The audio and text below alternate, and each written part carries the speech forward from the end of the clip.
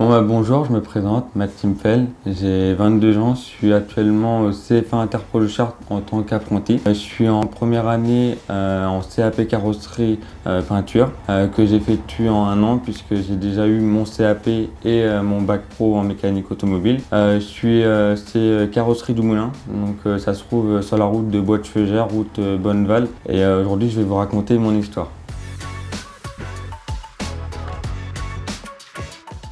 Est-ce que tu peux nous dire pourquoi tu as choisi le CAP carrossier automobile? Tout simplement parce que c'est une passion déjà dans l'automobile depuis tout petit. C'est pour ça que j'ai commencé par le CAP et le bac pro méca. Et j'ai voulu justement poursuivre ma formation dans l'automobile pour continuer la carrosserie puisque tout simplement après je souhaite devenir carrossier. Tu peux nous décrire ta formation en 3 mots? Passionnant, technique et surtout c'est un métier je trouve qui est très artisanal dans le sens de redresser des éléments, de pouvoir redonner une seconde vie entre guillemets aux voitures. Quelles sont les qualités indispensables pour être un bon carrossier selon toi? La patience, la technique, la précision et surtout ça demande une certaine rigueur et surtout au niveau du toucher, il faut vraiment être le plus sensible aux moindres imperfections justement avant d'arriver dans les étapes prochaines qui est la peinture et surtout rendre le véhicule au client sans le moindre imperfection. Quelle est ta tâche préférée en carrosserie et pourquoi? Il y en a plusieurs jusqu'à présent, je dirais le tire-clou. Donc c'est redresser les éléments avec un appareil qui s'appelle le marteau inerti. Et en fait, on va venir faire une masse justement pour pouvoir brancher l'appareil. Et avec le marteau inerti, justement, il va faire des points de soudure. Donc en gros, ça va permettre justement de faire un point de soudure et de pouvoir redresser vers nous l'élément. Et après, je dirais principalement aussi la préparation en peinture. Préparer justement les ingrédients qu'il faut pour donner à mon patron et pour que lui puisse peindre dans les meilleures conditions. Est-ce que tu peux décrire une journée typique au CFA? Ça commence tout simplement déjà par de la théorie, donc la base de n'importe quel métier dans n'importe quelle formation.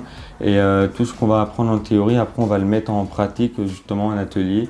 Et c'est vrai que cette année, on a de la chance, vu que j'ai un emploi du temps aménagé, d'avoir que les matières professionnelles. Du coup, ça me permet principalement de me concentrer beaucoup plus sur mes objectifs et aussi avoir un bon groupe. Je pense que aussi ça aide justement dans le développement de n'importe quel jeune.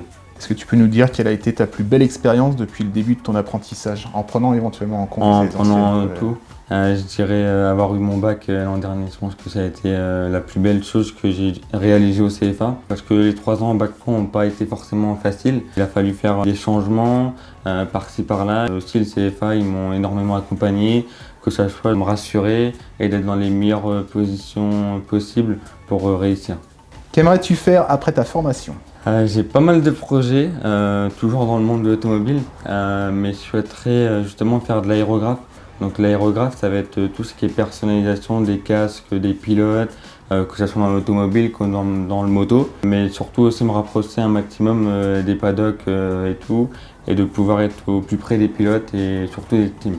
Du coup, plus être côté carrosserie peinture que être côté C'est ça, mécanique? oui. Ouais, c'est plus la peinture qui me passionne que la mécanique. Après, la mécanique, ça reste une passion parce que c'est dans l'automobile, comme je l'ai dit. Mais vraiment pour la précision, tout ce qui est vraiment quelque chose qui ressort de ma qualité, c'est plus la peinture, la précision et tout. Quel conseil donnerais-tu à quelqu'un qui voudrait devenir carrossier? La passion, je pense qu'avant tout, il faut être passionné pour faire ce qu'on aime et surtout pour réussir au mieux notre objectif. Bénéficies-tu d'un accompagnement particulier du CFA concernant ta déficience auditive? Alors cette année pas spécialement, mais après j'ai la chance aussi puisqu'il y a que moi et le patron. Justement là on a fait l'acquisition de nouveaux appareils justement qui sont moins bruyants et ça me permet aussi des fois de pas forcément porter mon casque. Mais par contre quand il va y avoir les coups de marteau et tout là par contre je porte tout le temps mon casque. Et surtout au CFA c'est assez bruyant parce qu'il n'y a pas qu'un seul groupe, il y a plusieurs groupes dans l'atelier. Là par contre je suis obligé de mettre mon casque clairement toute la journée pour éviter d'avoir des mal de tête mais surtout pour être concentré. Et par contre, pour les années précédentes, je pense notamment au CAP, au bac. Pour le CAP, j'ai eu le CFAS, notamment Paula, mais aussi l'Institut André Bellet qui m'ont accompagné jusqu'à présent. C'est une école en fait pour les malentendants et pour les sourds, auquel je suis entré quand j'avais l'âge de 7-8 ans. Donc ils m'ont toujours suivi depuis le début et c'est eux qui m'ont permis, entre guillemets, de vraiment continuer vers la réussite Et aujourd'hui, je leur remercie parce que je pense que sans eux, je pense que j'en serais pas là aujourd'hui. Du coup, tu es appareillé, c'est ça, des 2 oreilles? C'est ça, je suis appareillé depuis l'âge de mes 6 ans et mon audition elle est de type évolutif. Donc en gros ça peut évoluer au fil du temps, bon pas forcément dans le bon sens, dans le mauvais sens du coup. Mais aujourd'hui j'ai de la chance que pour l'instant ça n'ait pas bougé jusqu'à présent. Quel message souhaites-tu faire passer sur l'apprentissage ou le monde du travail en général auprès d'autres jeunes en situation de handicap? Faut pas avoir peur, peu importe l'handicap qu'on a. Je pense qu'aujourd'hui n'importe qui avec un handicap peut réussir. C'est pas parce qu'on a un handicap que justement ça doit être un frein justement dans la réussite de nos métiers professionnels et même de nos passions et qu'il faut s'en donner les moyens, même s'il y aura toujours des hauts et des bas, qu'il faut croire en soi et en ses projets. Ouais. Beau message. Merci. On a fait le tour là des questions qu'on s'était listées. Toi, par rapport à ces questions, est-ce que tu as un autre message que tu voudrais passer ou une autre question que tu aurais voulu qu'on te pose, je sais pas? Pas spécialement, je pense qu'on a répondu à, pour moi, les questions qui étaient essentielles à mon parcours et à ma situation de handicap. Et surtout d'appuyer sur le fait que le handicap, peu importe qui on est, on a toute notre place dans le milieu professionnel et que n'importe qui peut réussir. Ok. Ouais.